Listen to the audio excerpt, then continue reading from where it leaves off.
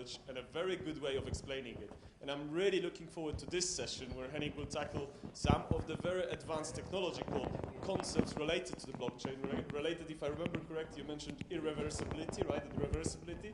I'll not try to understand it yet. I'll just leave the space open for you. Floor is yours. Hello. All right. Thanks a lot.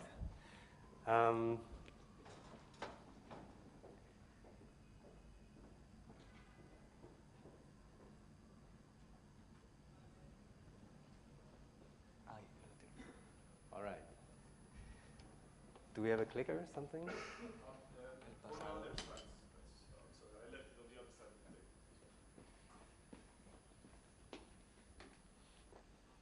Cool, thanks.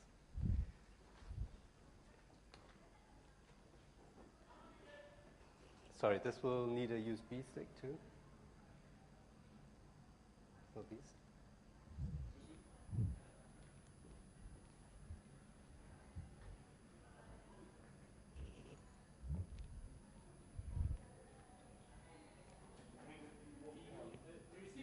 Yes. Here at the front of the desk. This one? Yeah, this one. All right, cool.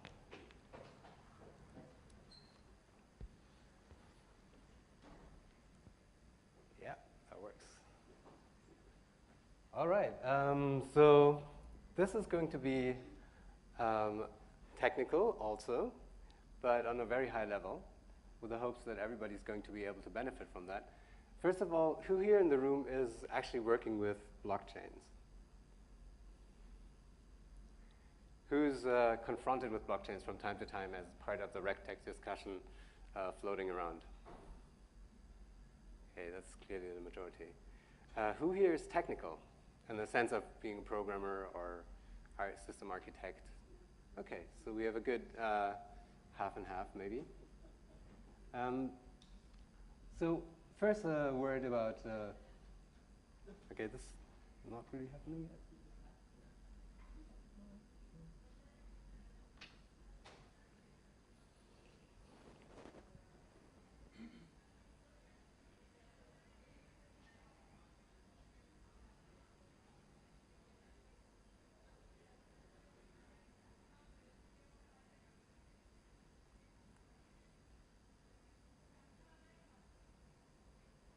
Sorry, this is just picking up the clicker.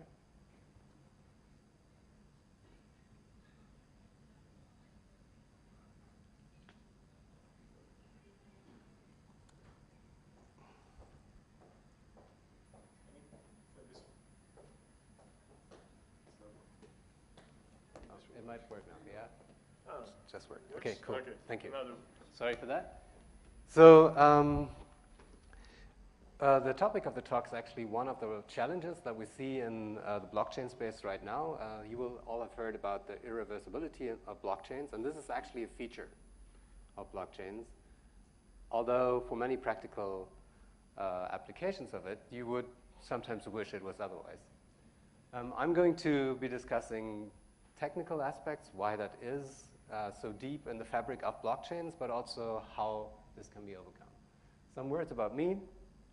I met Mikhail working for the European Commission for a project where I think we have a great complementary application there of the different things we bring to the table to create something really new for the European Commission.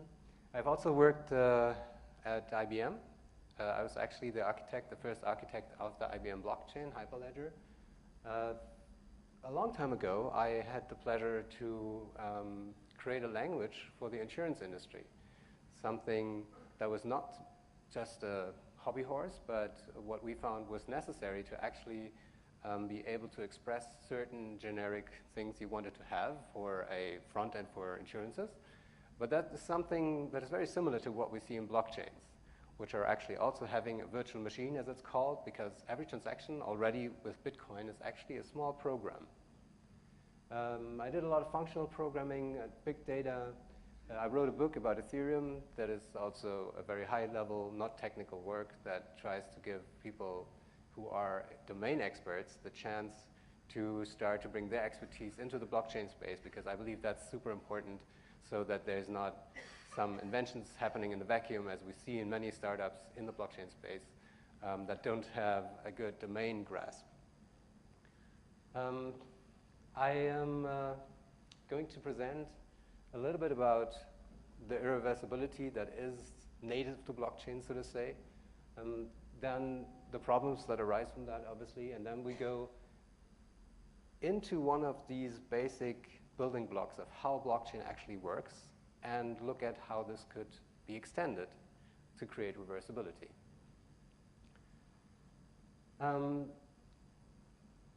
Reorganizations are something that is a bane of the blockchain world, and that makes it very hard for programming applications on the blockchain. Reorganizations are actually what happens when blockchains lose this kind of very steady, very mechanic flow of creating one proof of the truth after the next. And it is something that is a compromise, so to say, where the consensus protocol that is allowing a blockchain to have thousands of nodes that all come to the same conclusion breaks for a little moment and reorganizes itself.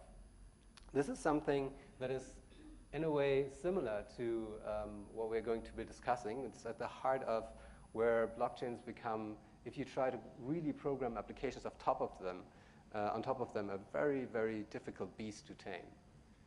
The basic premise of having blockchains being irreversible is something that's already in the Bitcoin paper.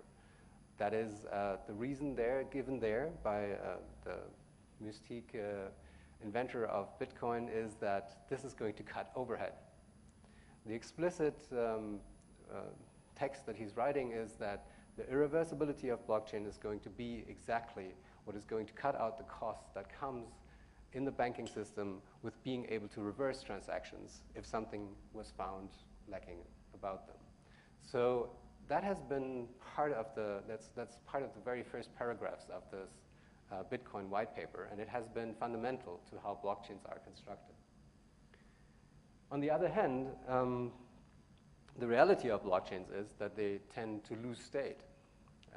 Exactly during those times of reorganization, when the thousands of nodes are, for a moment, not in consensus about what is the actual truth in the system right now, you can have a situation where a node in the blockchain network tells you one truth in one moment. For example, a transaction has gone through, which would maybe make a merchant sending goods over to somebody who just paid him, to in the next moment stating that the transaction actually never happened.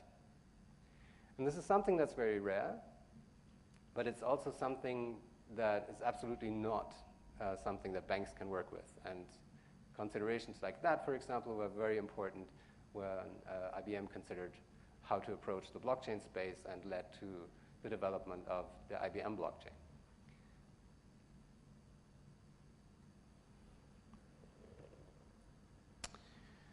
So if we're talking about blockchains for regulation, about RegTech, we have a very strong challenge there, and that is that courts can in fact change history. They can go back, they can create a fiction, and they can say, well, actually, this company was bankrupt since that point in time, or actually, this contract actually never happened because something was wrong from inception.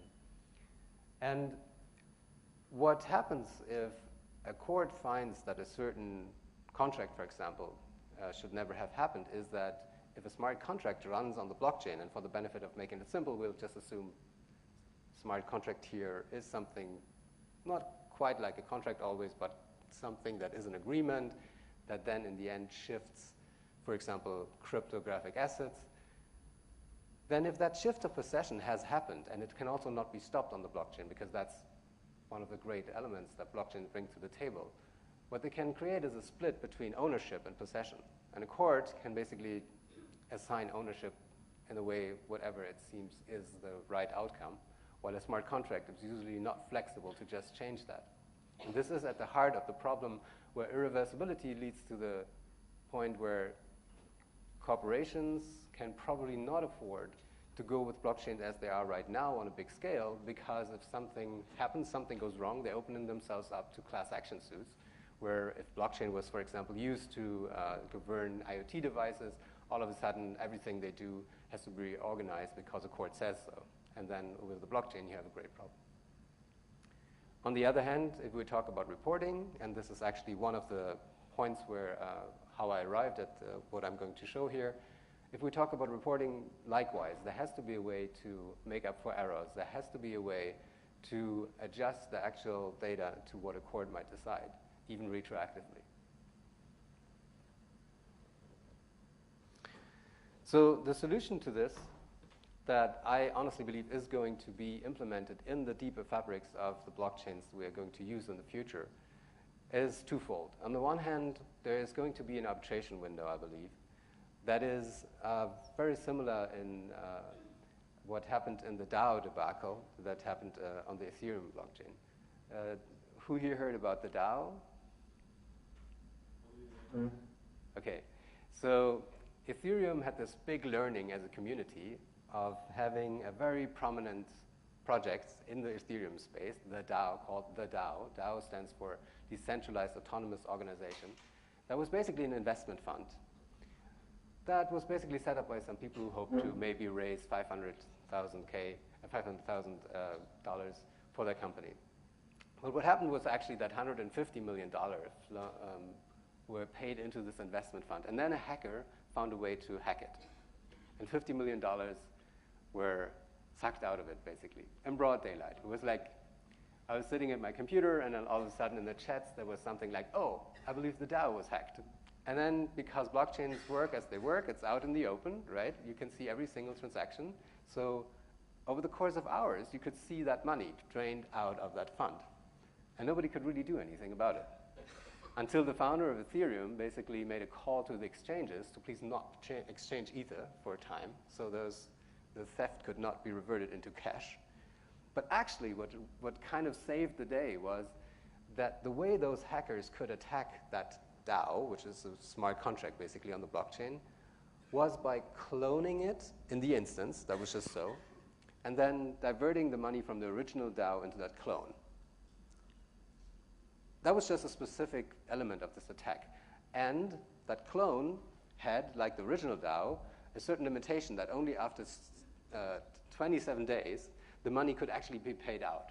That was a security mechanism, and it actually helped saving the day, because then the Ethereum community came together, and what they did was actually they went back to the social consensus, which has always been postulated by Vitalik, the inventor of Ethereum, as the actual backstop, and said, okay, we are going to do the thing that should never happen on a blockchain. We are going to rewrite history of the blockchain. Because they had 27 days, they could actually do that. They programmed, they sat down, they created programs that actually changed the history in all the clients of the entire network. And of course, there was a heated debate behind the scenes about whether that should actually ever be done, or whether the hack was actually really a failure of Ethereum, or rather something that should be left alone because the hackers had just found a way to use the program differently. But it was not really Ethereum crashing or having a flaw. It was just a flaw in the DAO program. Now, this shows the way forward, though, I think, because this arbitration went in this window that was left open, this 27 days, is something that we know also from how credit cards, for example, work. And that is not coincidentally so. So this is one element that should probably be introduced in the deep fabric of blockchains to be able to quarantine contracts if you want them, or if you want that, or it's important, and to be able to do something about if something goes wrong. The other is state layers. Did they ever go to jail, the people that did that? Did they ever discover who it was? No, they didn't. They probably never will. Probably never will. No. I mean, blockchains really are designed in a way to have an identity system that is all about giving you authority to do something. And it's completely different than the identity system that we are usually talking about, where it's all about finding out who did something, and then putting that person to jail. I was just looking at it from an auditing standpoint, right? How do you audit the blockchain? Well, it was also not easy for those guys to get the money out. They did probably get some money out. That's a longer story, because basically this whole exercise led to the Ethereum community to split. And in the end, there was a new Ethereum that had gone the way of this correction that the community decided they wanted to make, but some remained behind. And the interesting thing is that even Vitalik could not make everybody switch away from the old version of Ethereum where the theft had happened to the new version of Ethereum where the theft never happened because they changed the software. It's a very exciting topic, but Isn't it just another time before they hack the second one? it was a big learning, and it came at the right point for the community as a whole.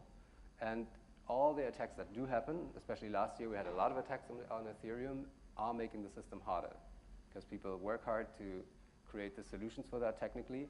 And I keep saying that Ethereum is out there and it really works, like Bitcoin, like Ripple. There are a lot of projects, but nobody really knows whether they will ever really see the light of day. But those attacks are, of course, helping those systems to make them harder.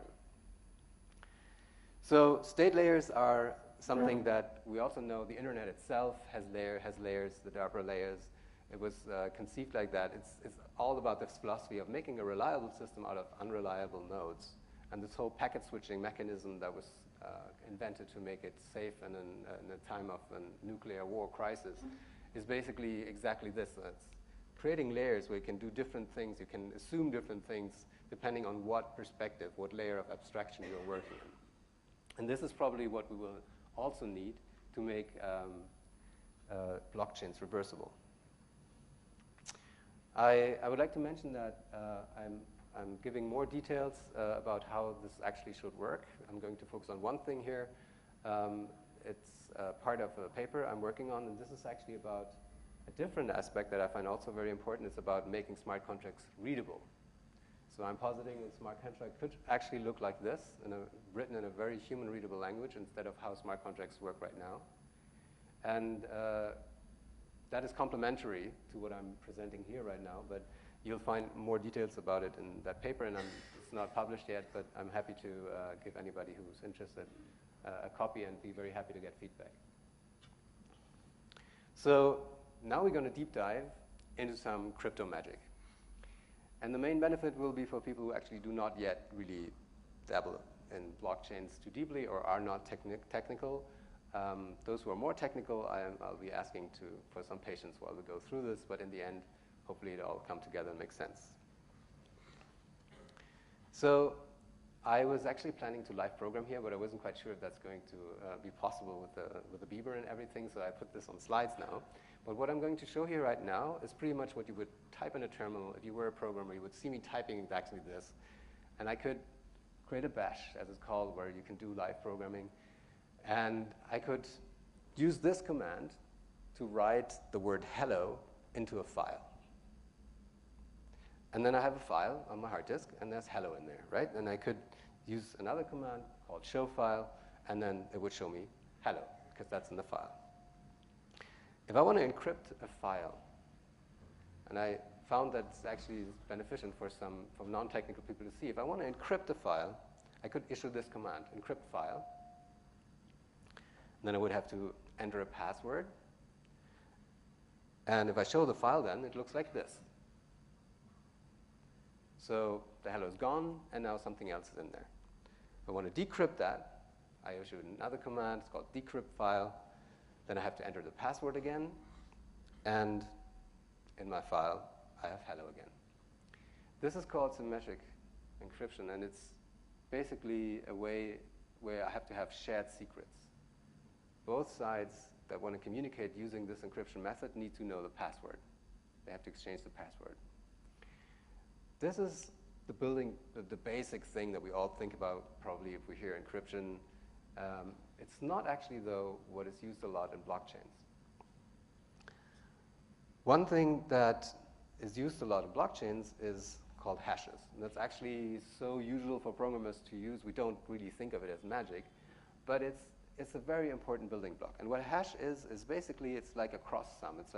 It's a lossy function where you can take a huge amount of data, put it through a function, and then what you get out of it is a certain number of, very small number of bytes. Could be like 32 bytes. And 32 bytes actually is still a huge number. If you would write that out, it's gazillions of zeros and whatever. It's a number, it's so huge. If you would just randomly pick a number, if everyone would just randomly pick the number, the world over, the whole globe would do that exercise, there's no way that anybody would ever have the same number twice. And that's the basic functionality of a hash, where you could have huge amounts of data, and we send that through a good hash function. Bad hash functions do sometimes have the same result twice, but those are not good, and those are sorted out.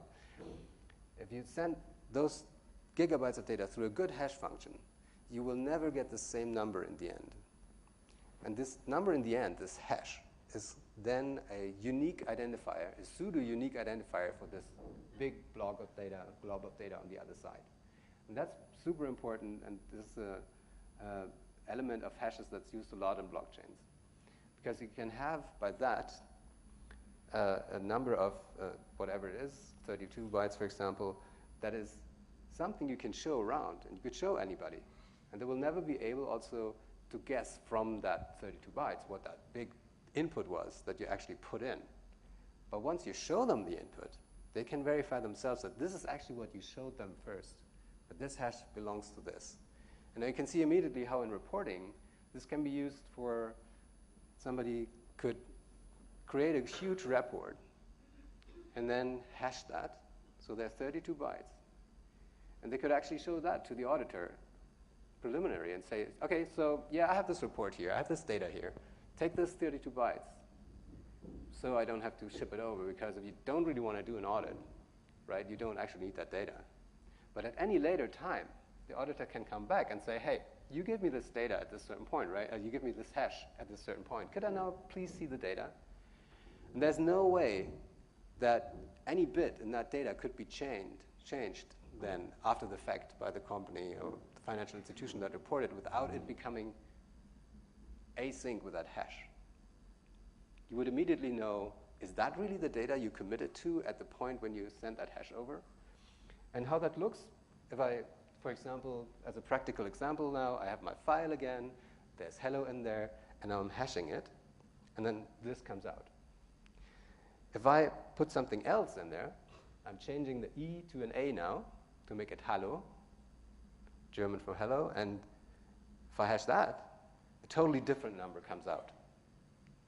And that's super important. That's a very important aspect. And even if I had more than just this one word, hello, to hash, but had like chunks of Excel files or PDFs or whatever it is, if I change only one little letter, a completely different hash results out of that. And this is something that is used all over in blockchains. And that is actually what is chained in the blockchain, because what blockchains do is they always take a block of transactions, and then they create a hash from that, and then they take that hash and put it in the next block of transactions too. So whatever you have in a blockchain is always having a chunk of data and the hash of everything that came before. And this is how blockchains actually make sure that whenever you have this last block, you cannot change any of the blocks before either, because then the resulting hash, the root hash as it's called on a blockchain, wouldn't be the same again. So it's all this huge mechanism to make sure no single bit of data has been changed. Another aspect that's used very much in blockchain, and there's fear that quantum computers might one day break it, is public-private key pairs. And they work differently. They can also be used for sending data back and forth. If you are accessing a server, for example, that had HTTPS in the URL, this is what's actually used behind the scenes between your browser and the server. The browser and the server actually create a communication with each other that cannot be seen by other people, cannot be decrypted by other people by using this public and private key pairs. This is different than what I had shown earlier with symmetric encryption, although that's also part of it, but the browser and the server do not have a possibility to exchange a password. Because anybody listening on the traffic would see that password too. So they have to use a different type of encryption to initiate their communication. And how that works is there are two keys, as they are called, and they belong together, and they have specific attributes. For example, the public key, as it's called, it's the one of the keys, can be used by anybody to encrypt information that can then only be decrypted by the person who has the private key. The benefit is, if the browser has a private and a public key, it can give the public key to the server. The server can use that to encrypt whatever it wants to encrypt, and send that over again to the browser. And nobody on the way can decrypt it, only the browser, because the browser has the private key. So again, the public key is given out to the public. Anybody can see it and use it to encrypt data that can only be decrypted then by the holder of the private key. And obviously the private key is to be held private. But what's more interesting for blockchains is that they can also be used to create digital signatures. And again, if I would be live programming here, this is what you would see. I would create a private public key pair. This is the computer works for a bit. Takes a moment to actually create those. And if I look at how this private key looks, well, it just looks like this. Just an enormous amount of jumbled data. It goes on like this for a couple of lines. And we all know like 4 digits are even enough to secure a bank card, right? Or 5 digits, 4 or 5 or 6 digits to secure your smartphone. So you can imagine that something as much of jumbled data, like lines and lines of this, can never be guessed by anybody. And that is, again and again, the foundation of the crypto that's used in blockchains. If I look at how the public key looks, well, it looks pretty much the same. It's different, it's a little shorter, but it's, in essence, the same underlying principle. So just to show you real quick, again, to make it a little more tangible how that looks. So if I write hello in my file again, not hello, but hello, and I show what's in the file, yeah, it's hello in the file, then I can sign it. And I would type in, sign that, and then what I get is something like this. Now this is a signature that has been created over hello, because that's what's in our file, using the private key I just created, that was this jumbled lines of data. Now I again have these cryptic looking stuff here. And the important thing about this is, if I give that to somebody, then they can use the public key and verify that only I could have created these numbers to sign hello. So that's important. It's these numbers, if I give that to somebody else, they can verify that nobody could have come up with this string of letters except me, who has the private key to that public key that they use to verify that. How that looks practical is that if I now go and type in a more complicated command here, which can look like this, I take the public key, I take the signature file, both just jumbled numbers and letters, I can mesh them together and check whether it actually verifies that it's fitting together and it's making sense. Yeah, this signs this hello with that private key. This is used in blockchains all over. This is actually what gives this authority that I was just mentioning to the individual account holder, that they can make transactions on the blockchain that send money around, I mean crypto money around, and that somebody else then owns it. Because that's how it works on a blockchain. You always just sign off that you give away the money to somebody else, and then they have it. And this mechanism is used for that. Whenever you do that, you're signing off a transaction to somebody else. If I now write hello in that file again, so I change this one letter, the verification fails. Now, this is important. And there's a very easy last element to this whole thing, this determinism. Determinism just means if I tell the computer to add 2 and 2, it will tell me 4. If I ask them that again and again, it will always tell me the same thing. And if you mix all these things together, you can create something that is basically an implicit signature, where you sign the inputs, and the results of that, you don't have to sign. They're implicit by what you signed as an input. You can demonstrate that if you, for example, write 2 into a file called x.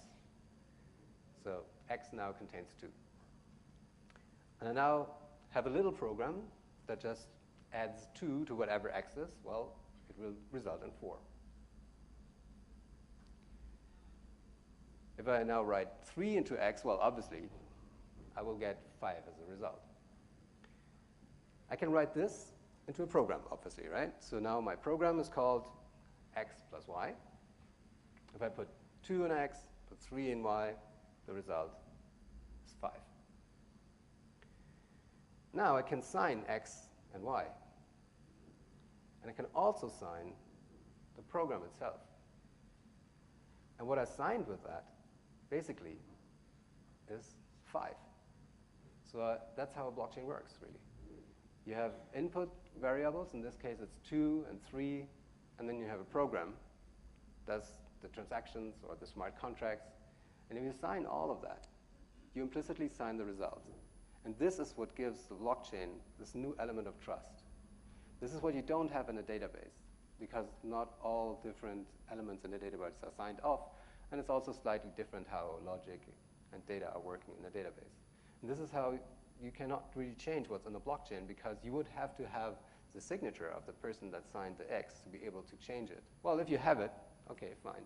But even then, you cannot necessarily change what the individual elements are that you have not signed. And in a blockchain, usually what comes together is if I transact money to you and then you transact money over to you, then this creates a whole chain of transactions and events and inputs where different people have signed off what they were able to govern. And that creates, in the end, the truth of the blockchain, which in a simple case, like with Bitcoin, basically just is who has what balance of Bitcoins. The process of verifying that is all automated in a blockchain, of course, is just like, okay, I check, is X the same, is Y the same, is the program the same as I've been told? And this is actually what clients do, so-called Bitcoin clients, or blockchain clients, when they go through and validate the entire blockchain from its genesis block.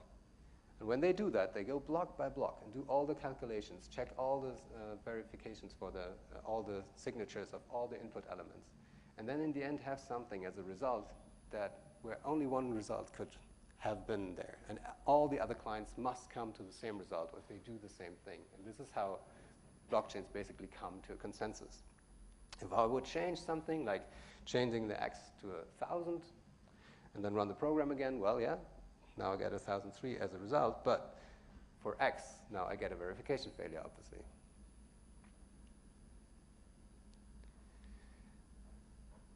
This signed order of transactions, this step 1, step 2, step 3, that's basically what transactions are in a blockchain.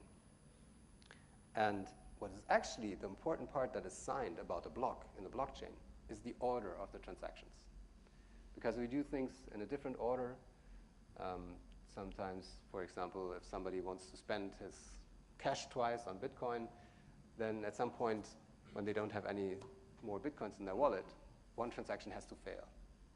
And for Bitcoin, of course, from the beginning, it was very important to understand, okay, what is the actual order you want to make the transaction in? Because at some point, if you spend all your money, we have to know which transactions will fail first. And that has to be the same for all nodes that take part in the network.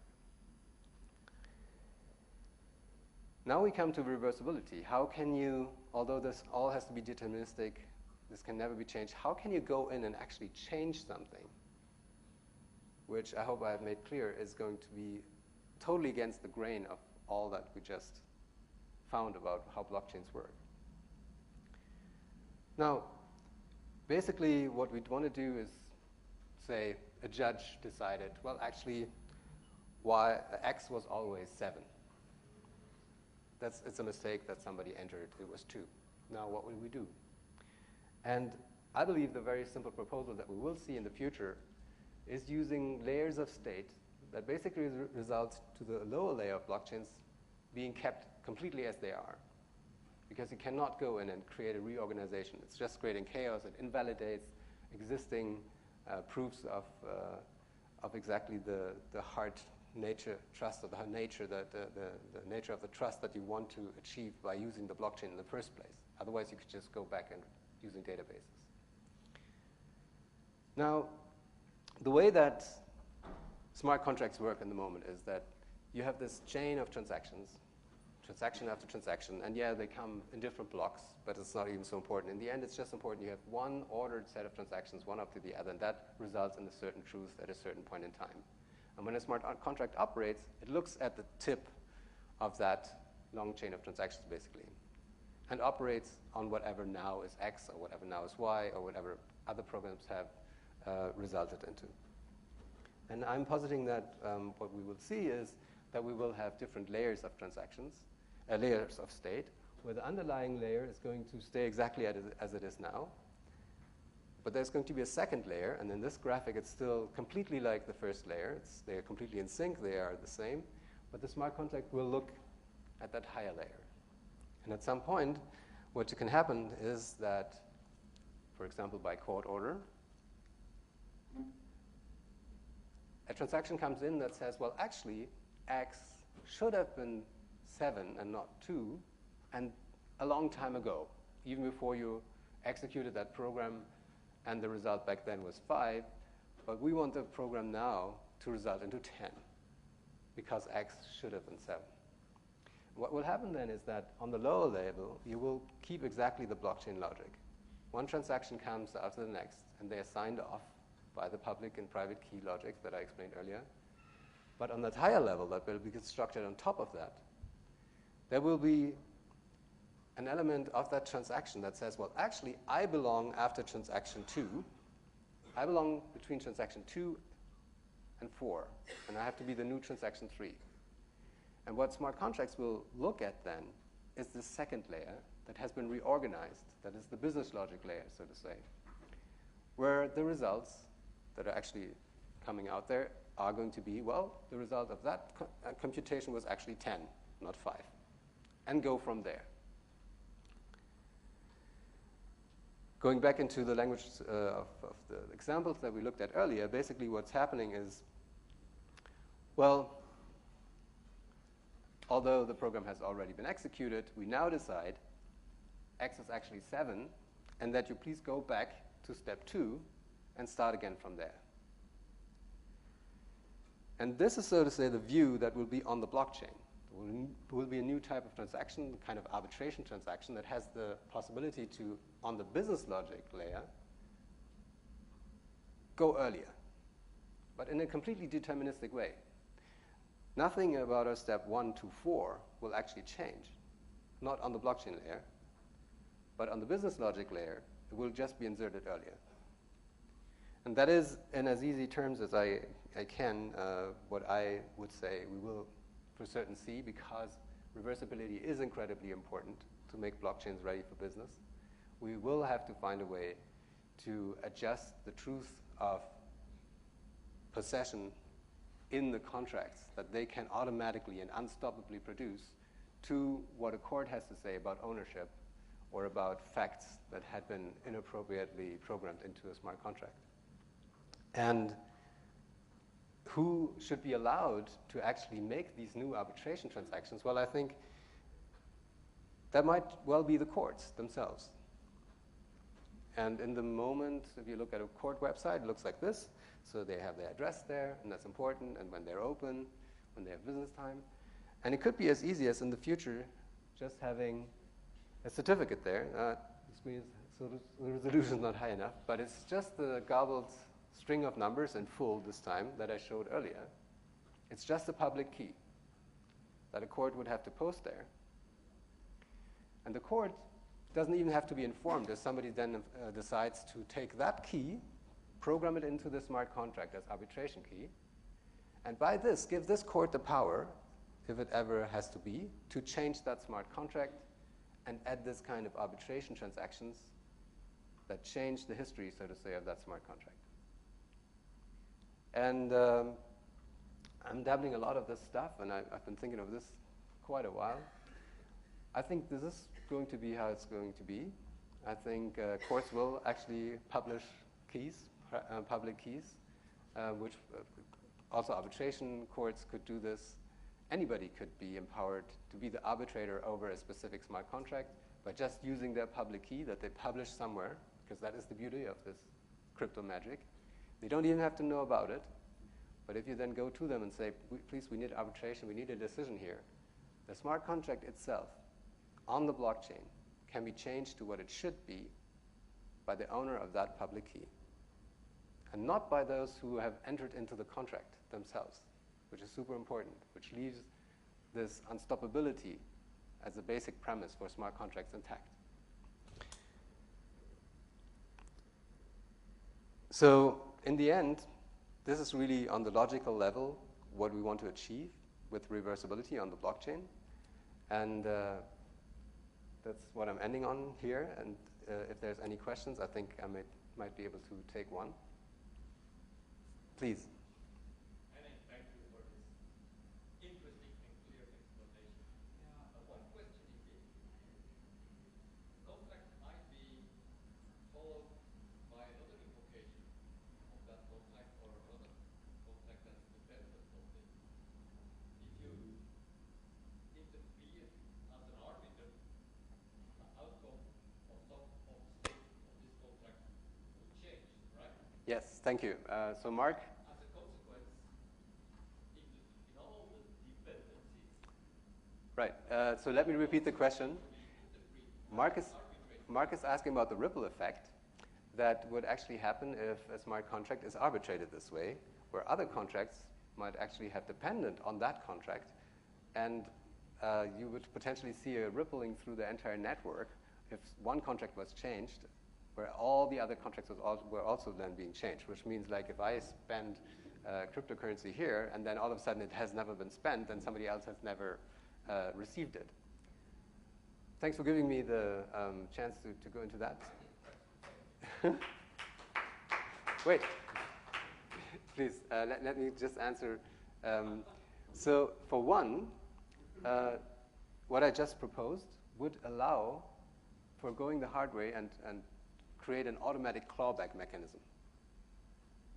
It would be in itself consistent, very much like what I mentioned in the beginning, a reorganization on the blockchain always is, ending with a consistent truth again that just leaves out some aspects as if they never happened.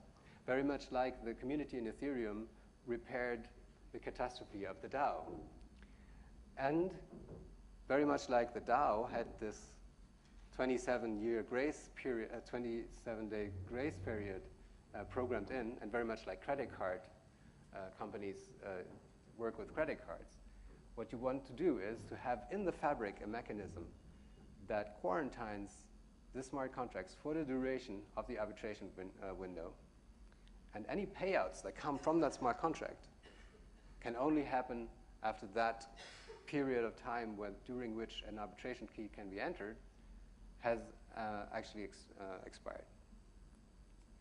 I would like to take that question over there real quick. Please.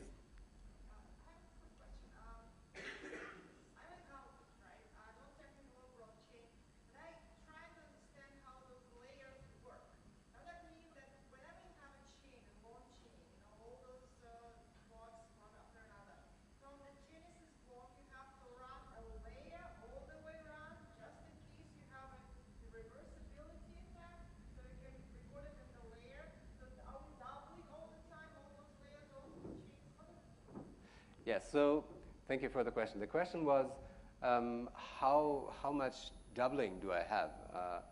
Do I have this second layer across the entire blockchain? The short answer is yes.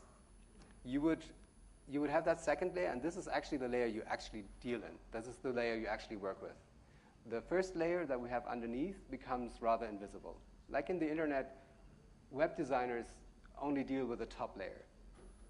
They don't really have to care about how the traffic in the internet works. Just if some super big website really wants to tweak their bandwidth use and their traffic, they would go a level deeper, and then they can do stuff there. But it's very unusual for a normal web designer to even care about that layer. And that would be how accountants would only be looking at that new secondary level, while the first level is basically going to be considered under the hood, something you would ideally not have to touch.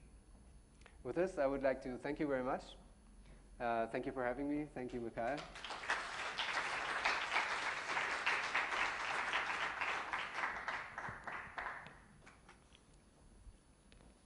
Thank you very much, Henning. Ladies and gentlemen, let's take around maybe 20 minutes, if you don't mind, break for coffee. When we come back, we will cut out on one part, which is basically a debate after the rapid fires, but Eric and Derek kindly agreed to incorporate all the feedback sessions into the rapid fire presentations. So we come back, we have the rapid fire presentations, and then we should be pretty much on time with the agenda, as I was told that we will have basically a few words from Javier or